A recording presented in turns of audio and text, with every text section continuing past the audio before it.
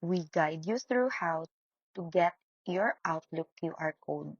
So the first thing you need to do is to open your Outlook account on your desktop browser, then click your profile icon at the top right corner and go to My Account, which will redirect you to your Microsoft account dashboard. From there, look for the security section and select Advanced Security Options. Scroll down until you find additional security or two-step verification. Make sure it's turned on because the QR code feature only appears when this is enabled.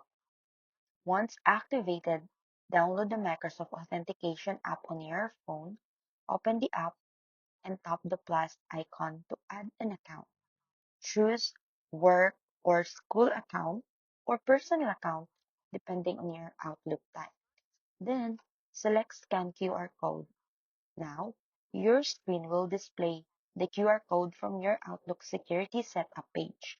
Simply scan it using your phone, and once linked to your account, will generate secure login approvals instantly. And that's it.